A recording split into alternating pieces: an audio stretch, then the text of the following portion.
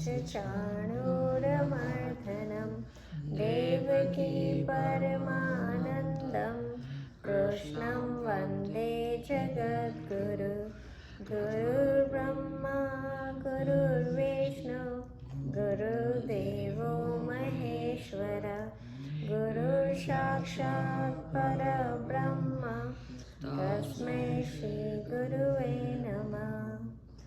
ॐ असतो मा सद्गमय तमसो मा ज्योतिर्गमय मृत्योर्मामृतं गमय। ॐ शान्ति शान्ति शान्तिः। ॐ सहना भवतु सहनौ भुनक्तु सह वीर्यं करवावहै तेजस्विनावधीतमस्तु मा विद्विषावहै। ॐ शान्ति शान्ति शान्तिः।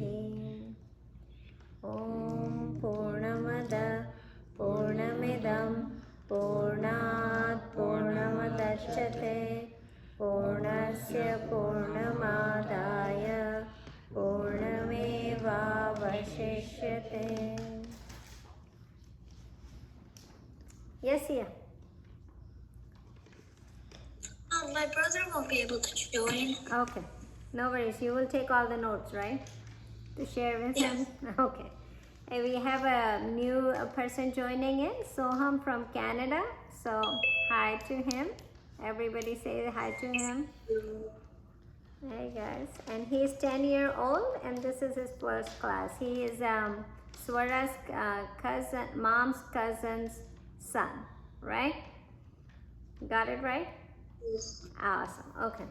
So, starting from last week, we did we are on chapter 3 on Bhagavad Gita, and we have done till shlok number 26, right? So we finished 26 last week, but just to give you a couple sloks, because let's start from what we studied last week. Here Krishna Bhagavan is explaining two things, right? What will the knowledgeable, who has the knowledge of what we really are, right? And we all, as a student of Vedanta and as a student of Bhagavad Gita, you all know what we really are, right? So we know that we are this consciousness, we are not the body, mind, intellect. That's where we were, right? We studied that in chapter 2, right? Now we are in chapter 3 where he is explaining the action, that what should be doing, what actions we should be taking, right? So we are talking about the actions now. Okay, so so in last 25th and 26th slok, he mentioned about that how ordinary people who doesn't have this knowledge of what we really are will do action, like and what people who have this knowledge do the actions, right? So in 25th, he mentioned that the people who have this knowledge don't get attached to the results of the actions, right? They don't get attached. They do the action, but they don't get attached with the results of the action, right? But the people then in 26th, he explained that there are ignorant people, right? We all comes in ignorant, right? There are people who are learned people. Learned means I'm talking about enlightened people, right? I'm not talking about educated people, right? I'm talking about people who knows all these things, that where their spiritual journey has started, right? We all come in ignorant people, right? So as in ignorant people, what happens is Krishna Bhagavan is just giving a suggestion that people should never start discussing the enlightenment, how to go spiritual ladder by not understanding where the other person is coming from, right? So don't get the normal person confused, right? So if there is a really learned person and there is a person who is still indulged in the material world when we talk about is the thinking about the body, mind, also how we're going to earn money, all these things. When people are thinking about it, then what happens is we cannot say, oh no, this is the spiritual journey, you should forget about everything and do the spiritual journey. That's going to make everybody confused. So Vivekananda Swami said one thing, that start, uplift the people where they are from, right? So if I am ignorant, I should start with where I should be starting. So if somebody says, oh, I need to earn millions of dollars, I want to be richest person, right? We cannot go to him and say, no, no, no, this is not right. Forget about the money. The money is not the one. You go in, the soul is the one. The consciousness is the one. You need to focus on it. What's going to happen to that person? What will that person do if he says, I want to be $1 million richer? He will do that. He will say, oh my God, this person he doesn't know anything. I need to still earn money, right? Because he has passion towards money, right? So we cannot go to him and say, no, come and attend my classes, Bhagavad Gita classes, and then forget about the money. That's not how it is. So Krishna Bhagavan is explaining that when you want to uplift the person, when you want to do the work for welfare of others, you need to start where they are coming from. So if somebody says, I need to earn $1 million, first thing, what do you have to say to him? You earn $1 million, but how will you earn? How should you earn? What was the first step of ethical way, right? You earn the money ethical way. That's where you start. You will not say don't earn the money. You will say earn, but ethical way. So the first thing people start with, like, last week I explained you unethical. Unethical action. So there are 3 kind of actions. The first is unethical, then it goes to ethical, then it goes to spiritual, right? So we cannot move a person from unethical to spiritual directly. Where does it come? Ethical first, right? The morals that we follow. You have to be a nice person. You have to do nice thing. You have to do right way. You have to be nice to others. All these work come in ethical, right? All those actions, like you have to be nice to everybody. You need to earn money nicely. You should not hurt anybody. You should not give anybody wrong things. That actually is ethical, moral way to live life, right? It's not the spiritual way. So I want you to understand that the spiritual way of life and ethical way of life are 2 different things. Do not mix it. A good person can be a good person and live their life, but they don't progress in spiritual life, right? There could be a chances, right?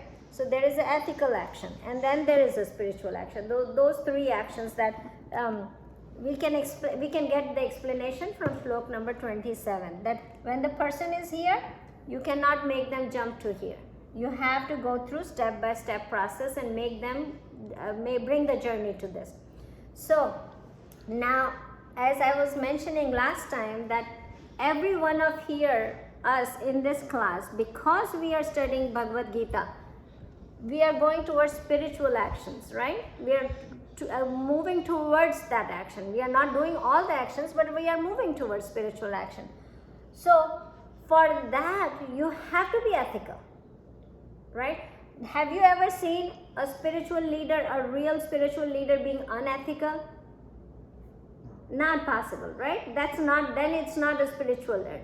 So foundation is you have to be ethical and you have to be moral to go to the spiritual level, right? So we have a responsibility, because we are in this class.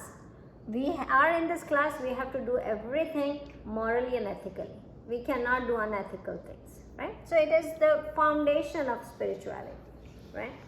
Now we're gonna move. So now the question arises that what happened when I am knowledgeable? Knowledgeable means I am enlightened, I know the knowledge. How would I behave? And what happened if I don't have it? What is the difference between those 2 people, right? So Krishna Bhagavan continue explaining what is the difference between both of them, right? So why is he explaining this is another thing. Are we all enlightened? No. We are not, right? But why is he explaining that enlightened person will do this way? It's just because he is giving us an example that this is the way you need to go to become enlightened, right? This is the characteristics you have to have, right? So that's how it is. So we're going to start with slok number, Bhagavad Gita, chapter 3 and slok 27, right? And I know Nishi was supposed to read, but she is not here today. So we're going to ask Krish, you can go read it? Okay. So, Sia, yeah. Hold on, Sia is saying something. I was gonna ask when I'm gonna do it. Yeah, you're gonna do after your brother, right? Okay. Yeah, when Ansh start, I think after 31st shlok, he's gonna start. Right? And then you will start after 40. Okay. 36. But the next chapter means whenever he finishes up. Okay, so everybody has the Gita open? Soham, you have a Gita? Not today. Not today? Okay. Well, we'll talk to your mom and see if she can have it. Okay? Okay. So, okay. It is online too, but you can be prepared for next week. Okay, I'll try. Yeah. So let's go. Everybody has the book open? Right? Good? Okay. You all can read it? Prakrite kriyamanani Prakrite kriyamanani gune karmani sarvasa gune karmani sarvasha ahankara vimudatma ahankara vimudatma kartaham iti manyate kartaham iti manyate. Together, we're gonna sing it together. Prakrite kriyamanani gune karmani sarvasha ahankara vimudatma kartaham iti manyate. Okay. So what happened? These two sloks are really important. So what's going to happen in this? He's talking about two different people, right? So in first slok, the 27th slok, he's going to talk about the first one, and then the 28th slok, he's going to talk about the second person. So the first person, the first one is the person who is all the work. He is explaining how is the work done, right? Here we are talking about the action, right? Action means the work, the karma. So when we are talking about all the karma, so all the work in the nature is done, is guided by all the work that we do is guided by the nature. And what is nature made of? 3 gunas, right? So nature is composed of 3 gunas, and all the work, all the action that we do, it is made up, is dependent on the nature, right? So let's go back to our previous classes. We talk about 3 gunas, right? What were those 3 gunas? Let's start with that. What are the 3 gunas that we all are made up of?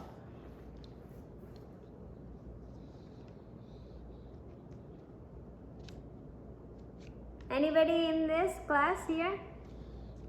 3 gunas, right? I wish Sane was there or Sasha is there. Okay, tell me, Sasha. Wait, this is just a guess, but Tamsik. Tamsik, Satvik. Got I don't it. remember the last one. Rajasic. Okay. Rajasi. Okay, Avika knew, but you got the answer, right? So there are 3 gunas. Now what he is saying that the person, first of all, he is describing the action, right? All the action that we do are for the nature, and made up of these 3 gunas. So he's talking about this. Now on the second line, when he talks about ahankara vimudatma, he's talking about ahankar means ego. The person who is diluted in the ego, right? He actually does these actions, right? So when the person is diluted in this ego, what does he do? He do this action thinking that I am the doer. Now it's a big shlok, so I will explain you slowly the entire shlok, but it is very important shlok for us to know, like how the ignorant person takes all the actions and do all the actions, right? So again, I will tell you how this shlok says, what does it says, and then I will explain you all the things. So what it is saying, that first line explain how the work is done. So the work is made up of nature, right? All the nature. Prakriti means nature, right? So all the work, when we do a work, is done by Prakriti, means done by nature, right? And this nature is made up of 3 guna, and 3 gunas are Tamasic, Rajasic and Sattvic, those three gunas. The person who is deluded by the ego means ahankara, who is deluded by the ego, what does he do? He thinks that all the action is done by him. Now what he is saying, Krishna Bhagavan, is the action is always done by Prakriti. But the deluded person on his ego, what does he think? That I am doing all the actions, right? So now there are many words that we talk in this shlok, and we need to describe separately all these words that we have. First of all, we need to talk about what is ego, right? So let's start with ahankara that he is talking about. What is ego? What is the ego? Anybody can tell me if somebody says there is an ego that people are deluded by. So what do ego means? Yeah, Saisha. Like they think a lot about themselves, like they're kind of selfish, and they think about themselves like at a high standard and like better than others. That's true. So that is the English literature word ego, right? I'm going to explain you here what is the ego. So we are in Sanskrit, ahankara, we are not talking about the pride, the ego, the superiority complex that Shaisha explained us. In the regular English language, we use that ego word for that meaning. But here in the shlok, ego is explained differently, and I'm going to explain you what ego does it matter. Yeah. Is it like your thoughts and your desires and stuff? Like the actions that are coming? So ego is, I will tell you, ego is the complex body-mind system. So it's like all of it. All of it together. Yes. So you remember long time ago I explained you a small I and a big I, right? So when we talk about the small I, that's the ego that it is explaining in this shlok. Now I know I might have to give a revision on what is the small I, right? So ego is the one that when we say that I am walking, I am eating, I am running, I am seeing something, right? When we are referring to I, there is no pride in it, right? There is no superiority complex in I. In here, I'm just doing things and I'm telling you I'm doing it, right? I'm studying Gita right now, or I am sitting on the table, right? There is no pride, no superiority complex, but I am representing this body-mind complex and saying I am doing this, right? I am seeing, I am writing. So that I is the little I, that is the ego that he is talking about here, right? Ahankara, that is the ego. Now we need to understand what is the big ego, right? So the person who thinks himself,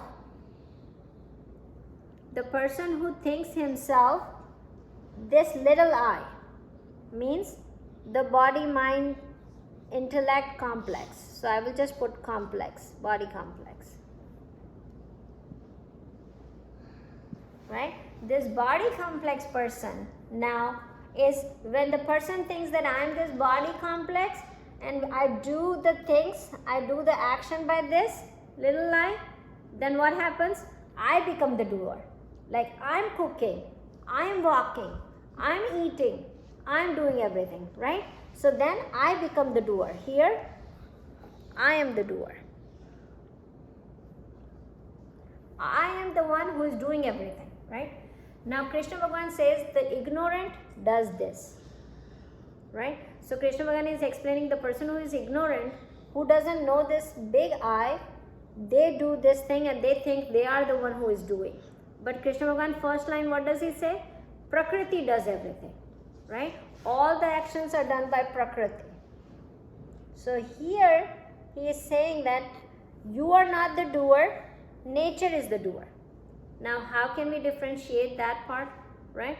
So now let's talk about a little bit more in detail on this capital I, right? Small I we all know. You, me, all know, because we do that, right? This is me, this is I, this is Sonal. So I know that, right? You know that you are Sunny, you are Saisha, you are Neil. You know that, right? So that I don't have to explain this small I. What I need to explain is this big I, because Krishna Bhagavan is saying this is diluted, this is ignorant. We need to know what is the knowledge of the capital I, right? So for that, we're going to take a little help with another Upanishad. There is a Upanishad, the Taittiriya Upanishad. Let me write the name. I don't know if I'm going to spell it right. It's Taittiriya Upanishad. Taittiriya Upanishad. In this Upanishad, it is explained. So think about this. When I say, who are you? What would you say? What is the answer? Who are you? Your name. Krish. Like I'm Krish. I'm Krish, right? Or I'm Sean, or I'm this, right? That's how we start. So think about it, that first thing we direct ourselves is this, I am this, right? I am, so what do we think? That this body is I, right? So there are, in this Upanishad, there are 5 sheets that are explained, layered by layered, what everybody thinks what they are, right? And it takes you down to where, you know, your self is. So let's go through that path of 5 sheets, that what the personality of a person is. So first of all, let's say we take it out and say we are this body, right? So that would be the physical self, right? The gross body.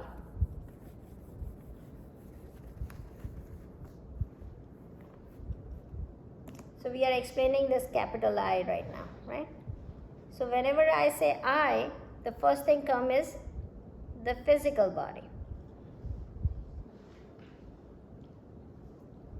which is also in Sanskrit, it was known as Annamaya Kosha.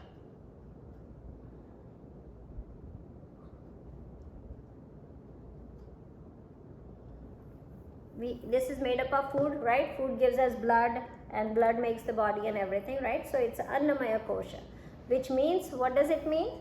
That this physical body is that's what I am, right? Now, Upanishad says that, let's think about it, that what are you? Is the physical body you? Then it negates it. How does it negate it? The first thing is, when you're little, you say, I am Sonal when I am baby, right? When I grow up, I still say I am this, right? When I grow up more older and I keep getting, my body keep changing, but myself didn't change. Did you understand? I did not say that this was I when I was 5-year-old, and this, we only do that in the picture. But initially, when I was baby, my body was different. When I grew up, my body changed. When I grew up more, my body keep changing, right? This self that I am referring, I, did not change. It's unchangeable, right? Did it change? Did I start saying different things? No, I did not say that I was a little Sonal, now I am big Sonal, now I am bigger Sonal, and now I am biggest Sonal. Do I say that? Myself, what I am representing, never changed, but the body kept changing, right? You got that? You got my point about that? Right? So I cannot be the body, right? Did you guys understand that? Because I kept changing, and my body kept changing, but I did not change, right? So the first thing is that my body didn't change and I changed, means I'm not this body. First example that goes there. Another thing you can understand, that when I say that my there is a subject and object. Do you guys understand subject and object? What is the difference between subject and object? Anybody can tell me? Yes, Anand. Subject does something and an object gets something done to it.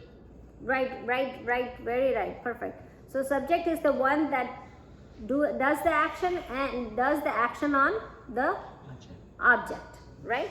So when we talk about the body, we always talk about as an object, right? My eye sees, so the eye is an object, or the see is the object, right? So then the body becomes an object, and there is another self that is a subject inside that talks about it. So then the body cannot be me, right? Do you guys understand very clearly that we cannot be the body? Our body keeps changing and I am not changing, right? So the first thing, the Annamaya Kosha, that's what not we are. So now we are defining what we are, right? We are getting to the point where we are. So then it says, okay, let's go deeper. Let's go a little more layer deeper, one more layer deeper. So what does it come? The next layer is the life forces, all the biological things that happens in our body, all these enzymes that are secreted in our body, right? It says that if liver secretes that many enzymes, if we try to produce it outside, it will need at least 5 to 6 acres of land to secrete those, to actually manufacture those enzymes, right? Just for the side knowledge I was giving you. So life forces, like the breathing we do, we think that's what we are. The prana inside our body, prana means all these living biological resources that our body has. The blood that is rushing inside us, are we that? Are we all these organs inside the body? The one layer inside, right? We are not this structure that is given to us. Let's go one layer, that is life forces, breathing. Are we that? Like, experiencing hunger, thirst. Are we the next layer, right? Now same concept goes with this too, right? What is it? Sometimes we feel hungry, sometimes we don't. It keeps changing, right? Sometimes we are breathing, and sometimes we do meditation and we do pranayama and do a breathing exercise and control our breathing, right? It keeps changing. Sometimes we are running and breathing heavily, and sometimes we breathe normally. The breathing also keeps changing. Sometimes we are sick in the stomach, the acid reflux comes, sometimes it doesn't come, that keeps changing. So we cannot be the life forces, we cannot be prana either, right? So we are not the prana. We are not the second layer also. This is the second layer, right? Now the third layer comes. This is the most important layer that we all think. We think that we are this personality.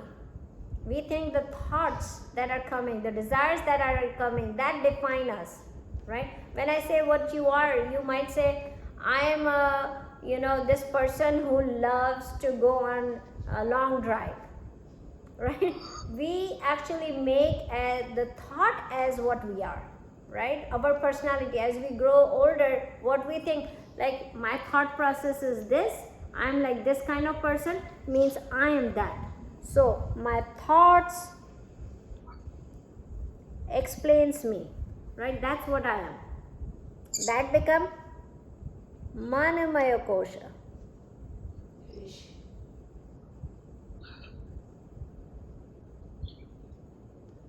लिखने में थोड़ा वरना right? So it's gonna turn off in a minute. So it becomes, the third layer is mind, right? Now, are we that? Let's think about it. Do you think, are we that? Are we that personality in us? Are we the thinking, the thought process that coming in our mind? Are we that? Anybody? What do you guys think? Are we that? I was just thinking if somebody from their side will say. Neil, do you think are we the thoughts and the mind and the feeling that comes in us? Do you think are we that? Yeah. You think that? Okay. So when you feel happy, that's one type of feeling, right? Or when you feel sad, does it stay forever? No. No, it doesn't, right? It changes, right? The person who is feeling sad is you. The person who is feeling happy is you.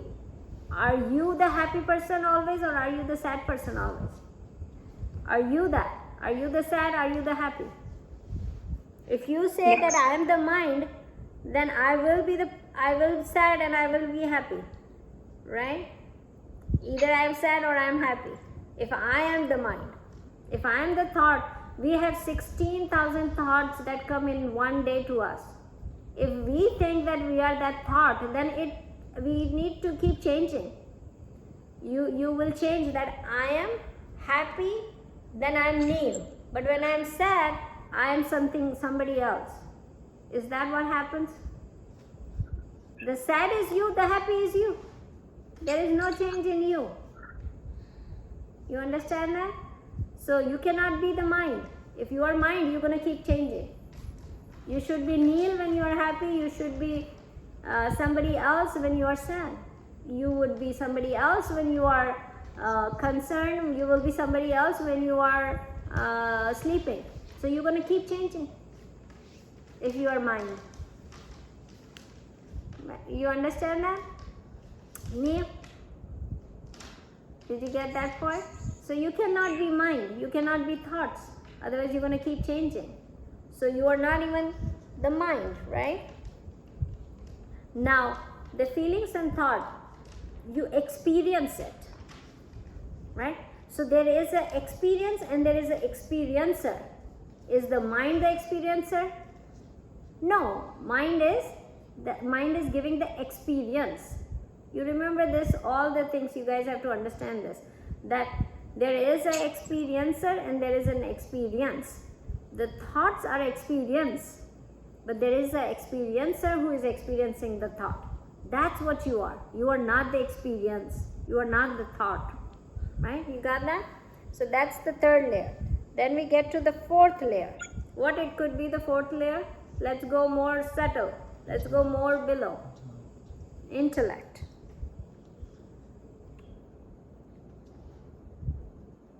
Now anybody can tell me why we are not intellect? Because you're always changing again. You're changing, right? The understanding. Intellect is what? I get this, I don't get this. I understand. So understanding anything. Like your intelligence? Yeah, the intelligence. Right? So we understand, we get it, right? So now why are we not the buddhi? Buddhi is the Sanskrit word of intelligence. Why are we not the buddhi, or why are we not this intellect? Yeah. Because your understanding is always changing. Like you learn new words every day, you learn new facts every day, so it'll be changing. Right? So it will be changing all the time, right? The intellect change. As we grow, we understand more things, right? Yesterday I did not understand this math problem, but somebody taught me. Now I understand this math problem. So what happens? My understanding changed. Did you change? You did not. The experiencer of that understanding, did that change? No, right? So we are not this intellect either, right? So we are not this fifth layer also, right? So we are talking about, we are actually going from gross body to the subtle body inside us. We kept going inside and now we want to figure out what we are, who we are. We are not this body, right? We are not this life forces that is inside us, right? We are not that. We are not the mind. We are not our thoughts that are coming, right? Somebody is thinking inside. We can experience the thoughts, so we are not that. We can experience the understanding, so we are not there. So we are not even our buddhi. We are not our intellect, right? So these four layers are cut down. Now the fifth layer. With intellect is Vijnanamaya Kosha.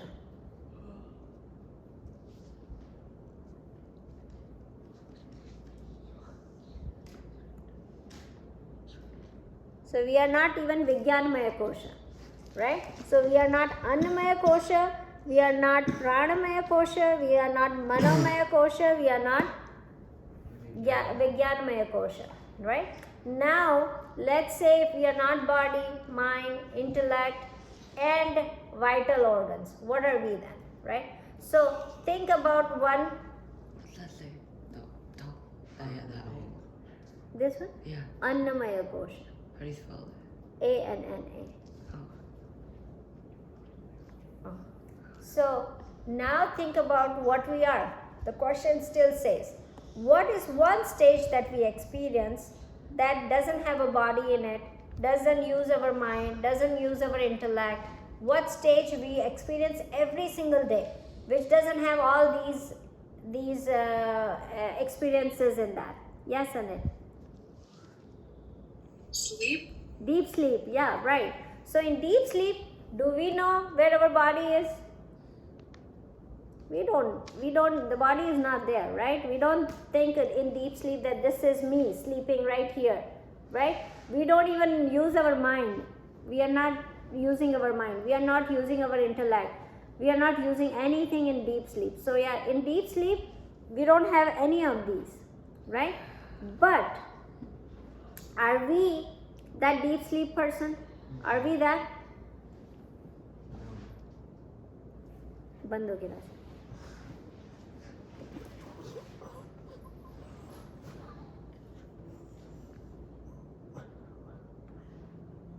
आप इधर बैठ जाओ ना तो सोना के सामने फिर तो गर्दन ना झुकानी पड़े ना कुछ हो सीधी रहे गर्दन आपकी आपको ऐसा बैठना चाहिए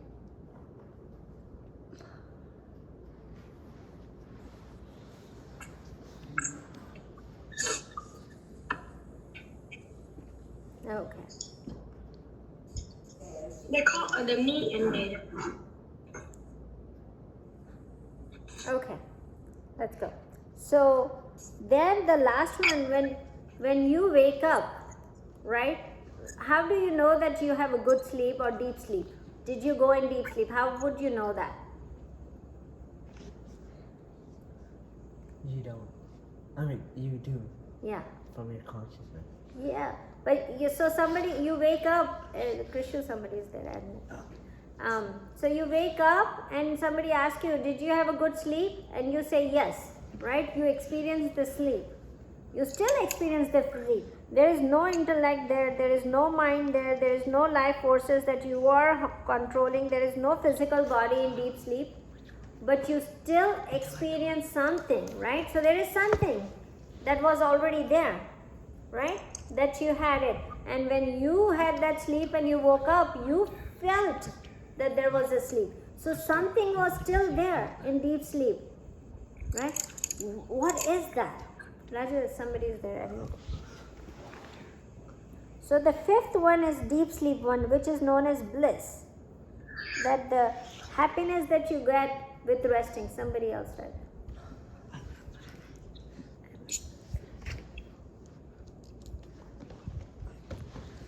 Right? That one is not even there. Right? You are not there. Now the Upanishad does a very tricky thing here.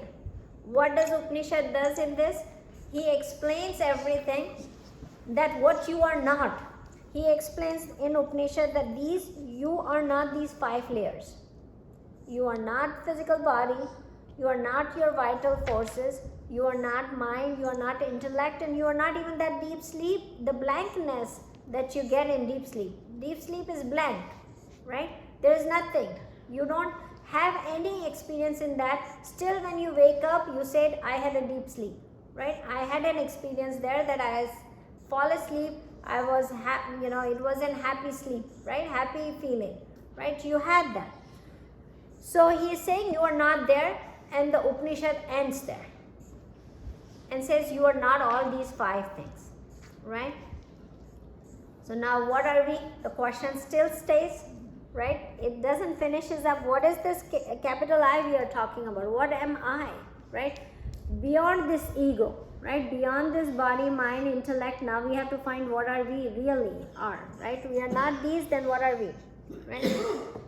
So now I want to tell you a quick story with handling this. Before we go to the story, I want to actually tell you this. So there is a consciousness that we are talking about, right? This Atma. We did not went to that subtle. The Upanishad did not went to the Atma, right? Now if we are not these 5 layers, what remaining? Consciousness, right? The Atma, the consciousness that's remaining. So that's what I think it is saying. We are not this, not this, not this, not this. What is remaining at the end? Consciousness. So when it says that you are that, so when we do a work, when we do an action, when we think that we are not all this and we do an action, that is not deluded by ego, right? We are not deluded by ego. But if the person does for their physical body, for their life forces, for their mind, intellect, then it becomes deluded by the ego, right? And then what happens? Then what we start thinking? That I am the doer, right? So that's what he is explaining. Now, I want to tell you that these 5 things, just to summarize the whole 5 sheets, right? To tell you.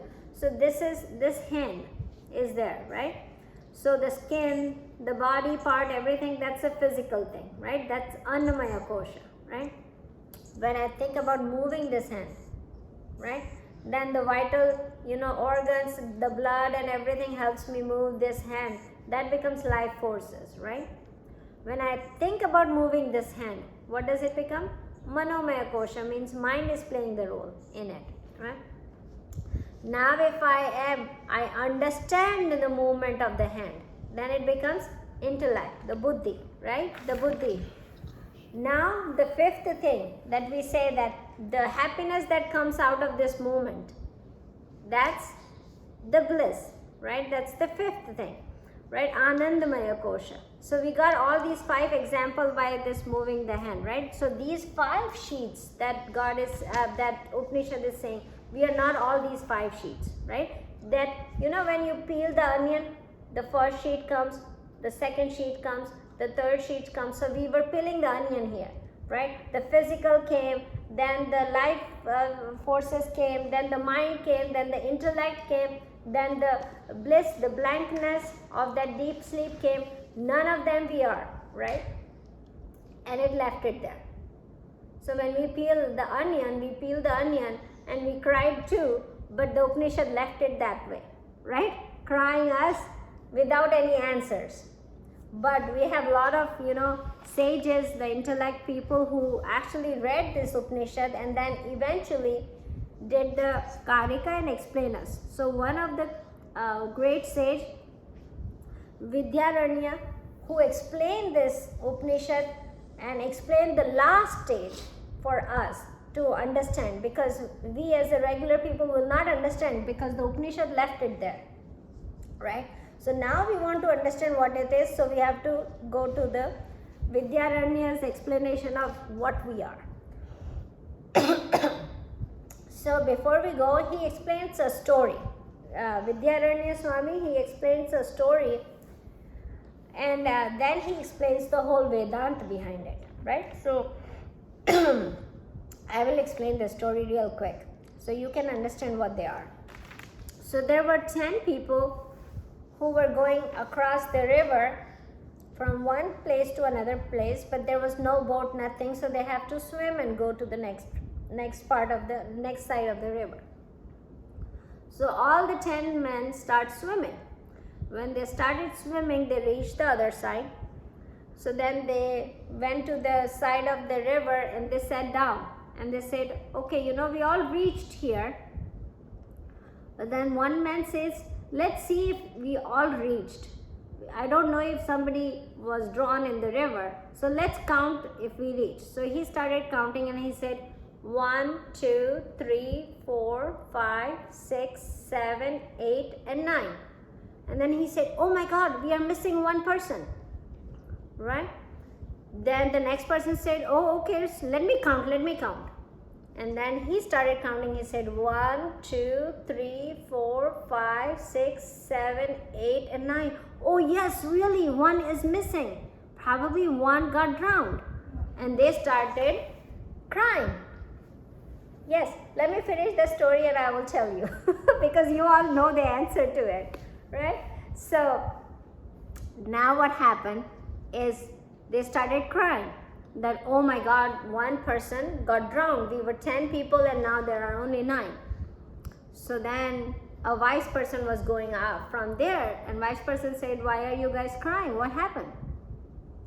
So the person says that, you know, we were 10 people who started, we had all these plans, and looks like one person got drowned in the river. Then he said, oh, okay, how did you know? And they said, we counted, and there are 9. So this guy said that, no, wait, there are 10. There are 10, don't worry about it. Then they said, no, we counted, there are only 9. So he said, count again. And he said, then the guy started counting, and he said, 1, 2, 3, 4, 5, 6, 7, 8, 9. See, there are only 9. Then the wise person says, turn your hand towards you and say, this is the 10th one. And they said, yeah, there is 10 people. We did not count ourselves. So then the other person said, count again. So the person started counting again. 1, 2, 3, 4, 5, 6, 7, 8, 9. And then the 10th, right? So the whole Vedanta thing is inside this. There are 7 steps that happen in this story, right? First of all, the person, when we look about ourselves, who we are, we actually look as an object. Object is always something other than us, right? So the person, when the 9 people were looking for 10th people, what they were looking? They were looking outside.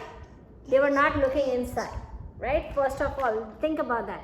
So they were counting outside, because when we are counting that we are physical body, we are mind, we are intellect, what we are doing? We are counting more outside. We are not going subtle in, right? So what's happening is they are looking for an object. They are not looking for the subject, which I is the subject, right? Then look at the 7 stages that the person go through when they are looking for it, right? So the first stage is the ignorance, right? I want you to understand that story and the logic behind the story, so you will understand how this thing is. Because what happens is, when we describe ourselves as an object. When we talk, this is me, this is Sonal me, which is this body-mind complex, then I am looking as an object. I'm not looking as a subject. As soon as we start looking as a subject, our action changes. That's the important part. So I want you guys to understand really closely this matter, right? So what happened is, first step was ignorance. Ignorance of our nature. So what happened here? The 10 people think that they were 10, and they were ignorant about that you are yourself the 10th person. So in that ignorance of the nature, right? So they were ignorant of their own nature, right? Because I am the 10th. They were ignorant about themselves being the 10th. So that was the stage number 1. What was stage number 2? Such a thing doesn't exist. What?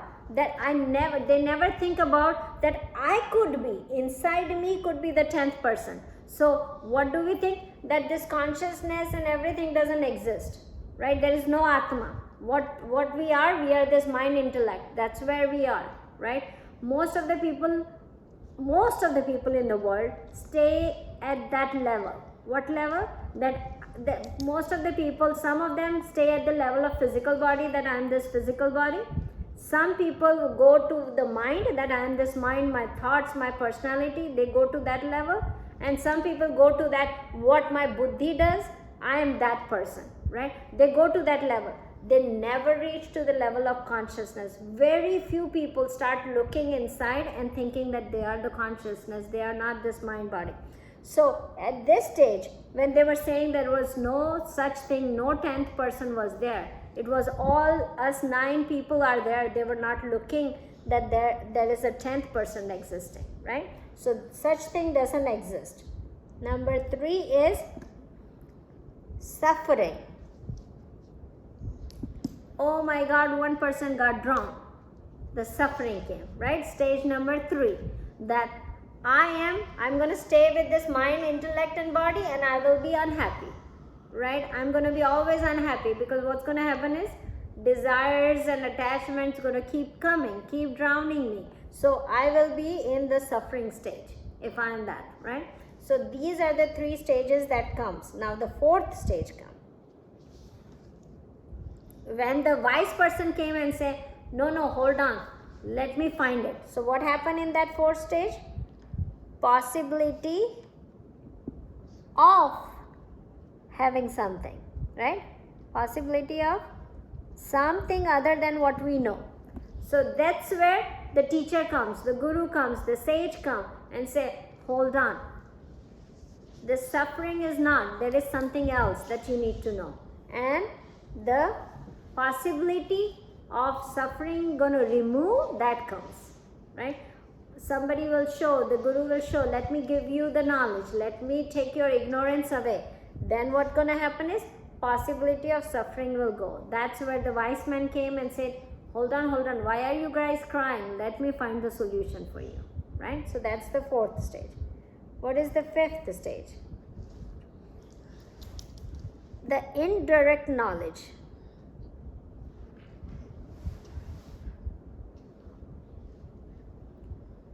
The knowledge that we gain from outside, indirect knowledge, the scriptures that we study, the guru says that you are the consciousness, you are the person. So here indirect knowledge came when the guy started counting 1, 2, 3, 4, 5, 6, and the wise person turned the hand around and say, that's what you are. So the guru, the scriptures turned the hand around and said, look inside you. That's what you are, right? So then what's going to happen is the indirect knowledge comes. Then the 6th stage is the direct knowledge. What is that direct knowledge? Is that when the 10th man says, aha, I am the 10th. Aha, I am the consciousness. I am not this body, mind and intellect, right? So that's where the 6th stage comes, where it says direct knowledge comes to you, right? When you start understanding, not just getting the knowledge, but now you started understanding that you are not this body mind complex. What are you? You are the consciousness. And then the 7th stage that comes is this, all the suffering goes away.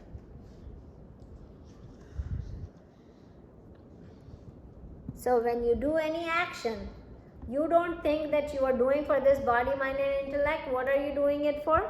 It's a consciousness. So it never goes away. It never dies. It never changes. It always says, even the body dies, but the consciousness doesn't die. So the real you, the capital I,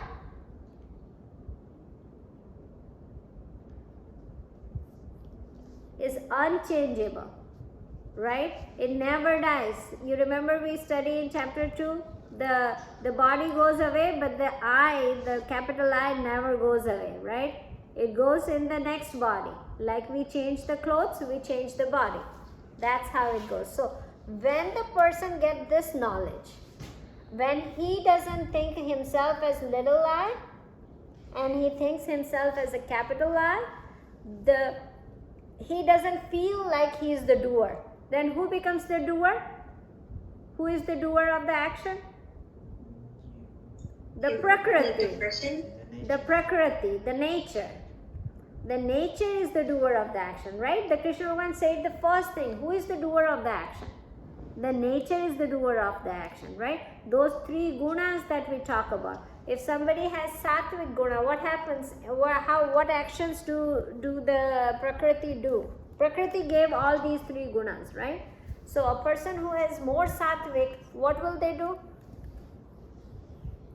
What kind of action they do? Good actions, right? If the person has rajasic gunas, what would they do? They will be passionate about their Desires, right? They will be passionate about their desire. What about the tamasic people? Do nothing. Sane? Lazy? Lazy, yeah, they will do nothing, right? So no action, action and inaction. Those are the 3, tamasic, rajasic and sattvic, right? So now let's go back to the shlok. Now we understand a lot about little eye and big eye. So the person, what did God say is that when a person does the action, when he thinks about the doer, he is deluded by being I as body mind complex. Right? So that's what he's saying. Then he thinks I am the doer, I am doing everything, I am this person who does everything, who is the, who should get the credit of doing everything. Right? So that's an ignorant person that doesn't know who I am really. Right? He just stays on the first 4 sheets of the personality of the human personality. Right? It doesn't go deeper. Now the person who goes deeper, what does he do? Let's take one more shlok. We do shlok number 28, and let's see what the person who has the knowledge, how does he take it, right? Okay, Krish, you can do shlok number 28, guys. Let's sing it together first. Let's sing it and then we will sing together. Tattvaviddu Mahabaho Tattvaviddu Mahabaho Guna Karma Vibhagayo Guna Karma Vibhagayo Guna Guneshu Vartanta Guna Guneshu Vartanta Iti Matvana Sajjate Iti Matvana Sajjate. We're going to sing it together. Tattvaviddu Mahabaho Baho Guna Karma Vibhagayo Guna Guneshu Vartanta Iti Matvana Sajjate. Okay, here he says Mahabaho means Arjun with the lot of arms. He is addressing him like that. So how does the enlightened person works? He says he doesn't dwell into the ego, right? He's not thinking about the ego, who knows that the things are are made up of, like, all the actions are done by the gunas, right? He knows about that. He knows that it is made up of nature, and he knows all this, that he is not the doer, so he is not attached to the action, right? So it's again the same way he's explaining. The person who is enlightened, he thinks that all the actions are done by the nature, the gunas, and he doesn't get attached to any of those actions. So those are the 2 different kinds of the person that he is saying. So when you look at that, the person with little I, the person who lives in little I, he is attached to action and results. Big I is unattached.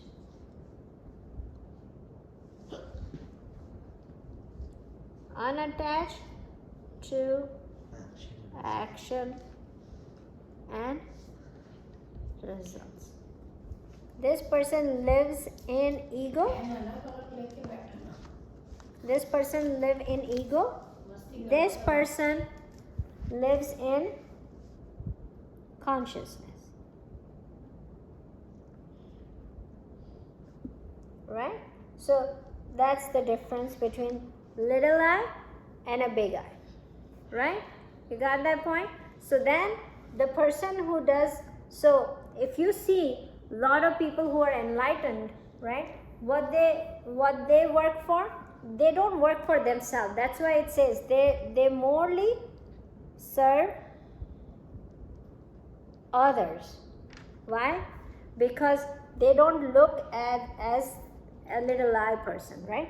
This person do most of the actions for themselves. Got it? Serves others. So big I people do this. The person who lives in big I, right? What I mean is lives in that I am this consciousness, I am not this body. So who thinks that they are an Atma, their consciousness, they serves other, right? they live in consciousness, they do all the action with unattached, right? And they think all the actions are done by the nature. And this one thinks that they are the doer. So that's the difference between the ignorant and the person that has knowledge about himself, the self-knowledge. Right? You got it, guys? Okay. Any questions? No. Let's close it. Wait, what does that say? Which one? Doer? Does it say doer? Yeah, this is like doer. The little eye is the doer, and the big eye is the action is done by the nature. Okay. Okay? He's not the doer. Doer is the actor. Like that's what the person thinks. Yeah, the enlightened person's thing. The person on the spiritual journey is like this, and the person who doesn't start the spiritual journey is in this mode, right? In the little eye mode. That's what it is. Okay, let's close it. Vasudeva Sutam Devam Kamsachanurmardhanam Devaki Paramanandam Krishnam Vande Jagadguru Gurur Brahma Gurur Vishnu Gurur Devo Maheshwara Gurur Sakshat Para Brahma Tasmai Shri Guruve Namah. Krishna Arpanamastu. Thank you guys for joining.